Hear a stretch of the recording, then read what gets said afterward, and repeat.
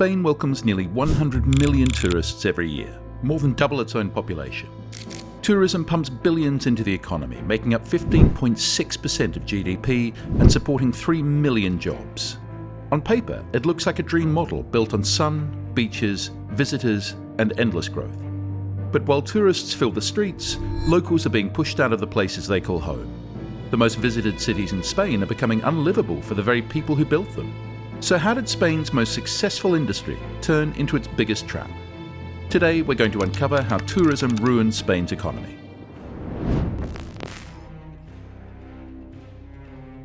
Spain is currently the fastest growing major economy in Europe. Last year, Spain's GDP jumped 3.2%, while the rest of the EU barely passed 1% on average. To put that in perspective, Spain alone generated around 40% of all Eurozone growth, a huge achievement for a country still recovering from the 2008 crisis. Turn on the TV and you'll hear the same headline every time. Tourism is booming. Beaches are full. Hotels are booked, and iconic streets like La Ramblas in Barcelona look more like airport terminals than neighborhoods. But there's a hidden catch. Behind all that champagne and sunshine, Spain's economy has developed a dangerous dependency. Over 15% of Spain's GDP now comes from tourism alone. Some regions depend on it for more than a quarter of their economy. When Spain wakes up in the morning, its financial stability depends on millions of people hitting that book trip button. More than 3 million Spanish workers rely directly on tourism, including waiters, hotel workers, cleaners, souvenir vendors, and taxi drivers. And indirectly, it's millions more. One bad year for travel means millions of families suddenly struggle to pay the rent. Now imagine that, an entire nation relying on a sector that collapses if there's a storm, if flights get cancelled, or if the world faces a pandemic, as we all learned in 2020. It's like building a skyscraper on sand. Looks great until the tide rolls in. Economists even have a brutal saying: no country has ever become rich from tourism alone. Why so harsh? Because tourism is what experts call a low productivity sector. You only earn more money if more humans work more hours. There's no path to meaningfully increasing wages or innovation. A hotel doesn't suddenly double its productivity the way a semiconductor factory can. High-value economies, Germany, Japan, South Korea, generate wealth through manufacturing, technology, and advanced services. These industries grow even when the number of workers doesn't. That's how wages rise. That's how nations get rich. Spain used to have strong industrial muscles too: shipbuilding, cars, machinery. But when tourism became the easy moneymaker, the beaches and resorts expanded, while factories shrank or moved abroad. And when so much money flows in from tourists, cities stop serving their own people. Homes become Airbnbs instead of apartments for families. Markets turn into souvenir stands. Infrastructure is built for visitors, not residents. The city feels alive until you look closely and realize locals have been forced out. Because here's the frightening truth: if tourism gets the flu, Spain ends up in hospital. COVID pulled the plug on tourism overnight, and Spain's economy crashed harder than almost any other country in Europe. So yes, Spain is growing, faster than France, faster than Germany, faster than nearly everyone, but it is sprinting on a tightrope. One slip, a recession, a new travel rule, a heatwave, and Spain's entire economic model is at risk. Tourism made Spain strong, but it also made Spain vulnerable. And this economic success story may actually be the beginning of a much bigger problem, one that Spain isn't ready to face.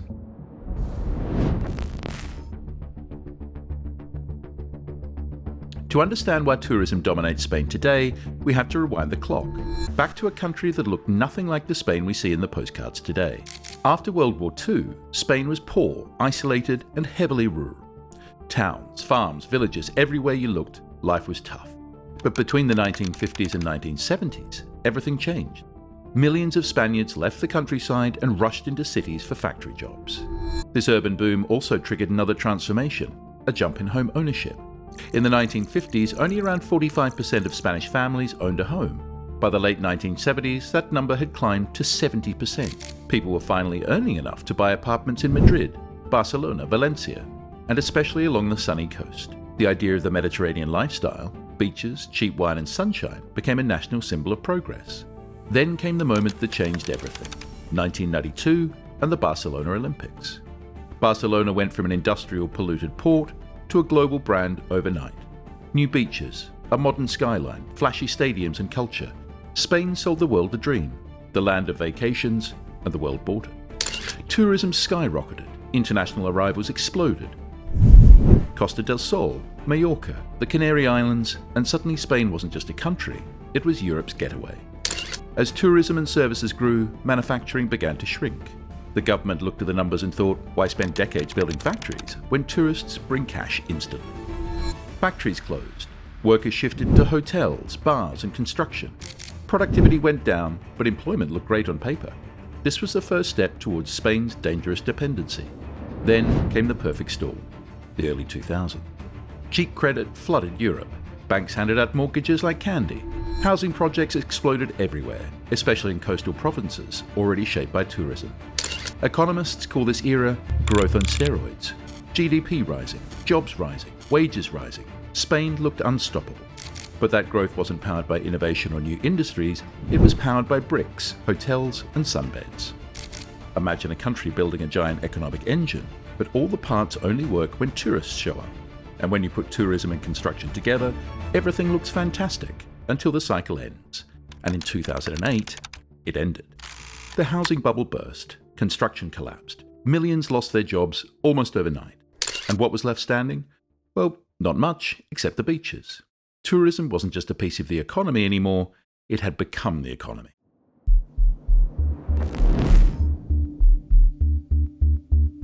We mentioned the 2008 crisis, but let's take a closer look. Spain went from 8% unemployment to 26% in just a few years.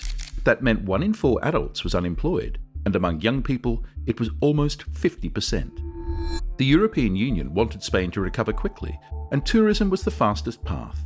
Billions of euros flowed into coastal airports, highways, hotels, and resorts. Small towns turned into tourist resorts. Villages built boardwalks and yacht harbours. Islands expanded airport terminals for more flights. Spain doubled down hard. Remember, before 2008, tourism was important, but after 2008, tourism became the lifeline. Politicians celebrated every new record. 50 million tourists, 60 million tourists, 70 million tourists. But nobody stopped to ask, is this real growth or survival dressed up as success? Because every year that Spain relied more on tourism, it relied less on innovation, technology, and industry. Of course, jobs came back, but not the same kind. Instead of stable factory salaries, many had to settle for low-paid service jobs in hotels and bars. Instead of exports boosting national wealth, tourists drinking mojitos boosted seasonal revenue. Spain recovered from the crisis, but with an economy even more fragile than before. And from this point onward, Spain was a brand and a vacation product.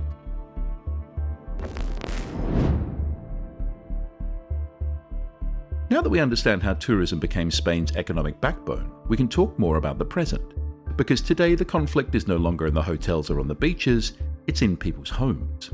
Tourists need a place to sleep, right? But locals need a place to live. And in Spain, those two simple demands have crashed into each other. Tourism is exploding like never before. And because of that, the housing supply is completely broken. For decades, Spain has built properties as investments, places designed to sit empty and gain value, not to house families. And the result is shocking. Around 14% of all homes in Spain are empty. That's roughly 3.8 million homes. Enough to give every homeless or struggling family a place to live several times over. And yet, people still can't find affordable rent. Imagine a lifeguard in Barcelona. They keep tourists safe on the beach, but at night they commute 2 hours home because they can't afford to live near that same beach. Over the last decade, salaries barely moved, but on the other hand, rent nearly doubled in major cities. So yes, tourists bring money, and money attracts investors, and investors don't buy homes to live in, but to turn them into seats for tourists. So you end up with neighborhoods where the souvenir shop replaced the bakery, the Airbnb key box replaced the mailbox, and luggage replaced locals. In Barcelona's Gothic quarter, many residents say they don't recognize a single neighbor anymore. The same is happening in central Madrid. It's turning into a theme park of tapas. Fun to visit, yes, but near impossible to live in. Spain is now witnessing protests unlike anything seen in its tourism history. After creating one of the world's most successful tourism machines, the machine is now eating the very people who built it. And the question is no longer, can Spain attract more tourists? It's, can Spaniards still afford to live in Spain?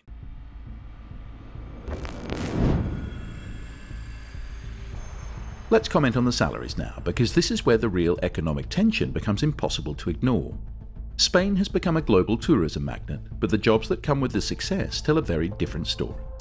Tourism is a low productivity sector, That means workers create less value per hour compared to industries like technology or manufacturing, and low productivity almost always equals low wages.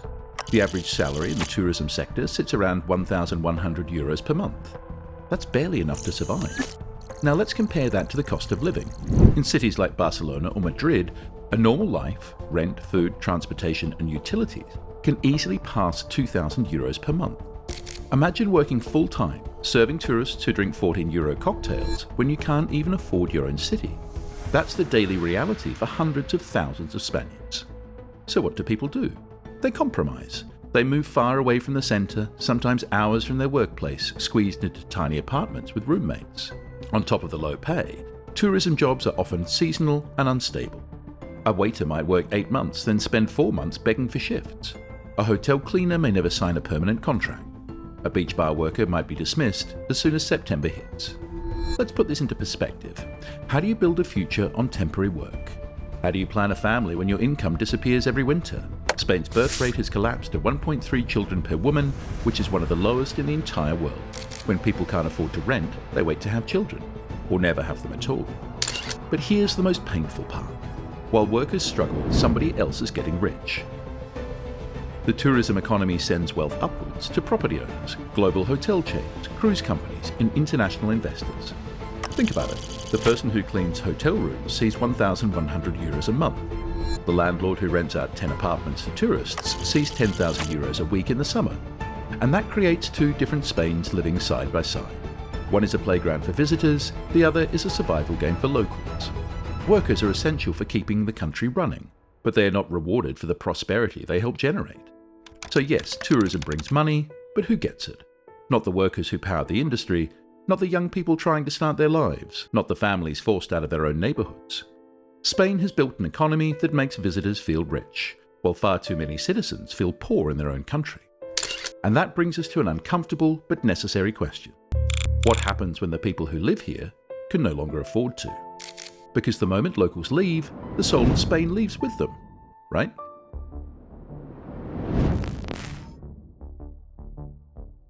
If low wages and high prices hurt daily life, the next consequence is something deeper. Spain is losing its identity. Imagine a city where every shop becomes a souvenir stand, where bars no longer know the names of their customers, where your neighbour isn't someone who waves "Hola" every morning, but rolling a suitcase passing through for 48 hours. That's what locals mean when they say, our city is becoming a theme park. Tourist neighbourhoods feel full, but also empty. Full of people, but empty of community. And trust me, nobody wakes up wanting you to yell at tourists. People do it because they feel pushed out of their own home. Let's look at what this looks like up close. In Ibiza, a paradise sold to the world as luxury, the workers who keep it alive face the opposite reality. Nurses, crucial workers need to care for tourists, are forced to live in vans and campgrounds because rent takes their entire salary. Barcelona has its own version of the same story. Teachers, respected, educated professionals have to move every 6 months. Why? Because their landlords kick them out for the summer when tourists pay more. Can you believe it? Think about that. How do you build a community when the people who teach your children don't know where they'll sleep next year?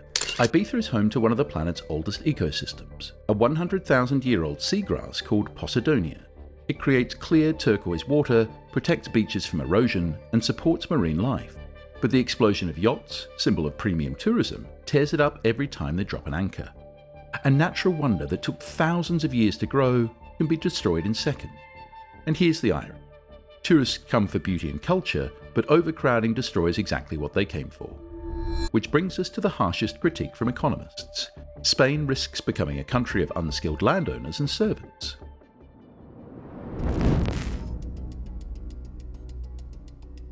Spain understands the crisis it's facing, and finally, the alarms are ringing in government offices. Politicians see exactly what we've been talking about. Rents exploding, workers displaced, neighbourhoods disappearing. So the question is, can Spain escape the tourism trap it built for itself? Let's start with what they're already trying. The government has been cracking down on short-term rentals, especially in the hotspots like Barcelona, Madrid and the Balearic Islands. Officials are removing illegal Airbnb listings and limiting the number of homes that can be converted into tourist apartments. It's a necessary move because right now, housing is treated less like shelter and more like a business. Cities are also investing in public housing, trying to give local families a chance to stay close to their jobs, schools and community. But as every Spanish renter knows, supply hasn't caught up to reality. Spain has a deficit of 450,000 homes, and every day that gap grows. Tourism regulation doesn't stop at housing. Barcelona, for example, wants to limit the number of cruisers entering the city. Cruise ships bring millions of people and spend almost nothing compared to hotel tourists. Other measures include higher tourist taxes, restricting hotel development, and trying to move tourism away from overcrowded city centres and towards less visited regions. These decisions show one thing clearly. Spain already knows how bad the situation has become, but reforms have been too slow, and the damage is already too deep in many places. Think of it this way. Tourism has been the engine of Spain's economy for decades. You can't just take the keys out of the ignition overnight. If Spain clamps down too hard, too fast, millions could lose their jobs. If it does nothing, millions more will be priced out of their homes. This is Spain's economic tightrope. So what's the real solution? In the long run, Spain needs new engines of prosperity. Industries that don't depend on weather, tourist seasons or cheap labour. Sectors that generate real value, high productivity and better wages. That means expanding its growing technology scene, where Spanish startups are beginning to attract international investment. Or accelerating the shift towards advanced manufacturing and green energy, sectors where Spain already has a strong foundation thanks to its skilled workforce and one of Europe's largest renewable energy networks. It also means investing in research and innovation, so the country isn't just serving the global economy, but actively shaping it. In short, Spain must move from selling sunbeds and sangria to building the future. Spain could become a leader in fields like electric vehicles or clean hydrogen, but those industries take time. And time is the one thing that Spain doesn't have much of. Tourism is still accelerating at record speed. More airline passengers arrive every year, more new hotels rise along the coast, and more apartments are converted into short-term rentals. With each wave of visitors, the pressure on wages, housing, and daily life grows heavier. So we're left with a single unavoidable question. Can Spain diversify its economy fast enough before the tourism traps fully snap shut? Because at the end of the day, Spain must choose what kind of country it wants to be. Will it become a nation that creates wealth through innovation, productivity, and strong industries? Or will it remain one that simply serves it, one holiday season at a time? If tourism keeps growing faster than real opportunity, who will still be able to call Spain home?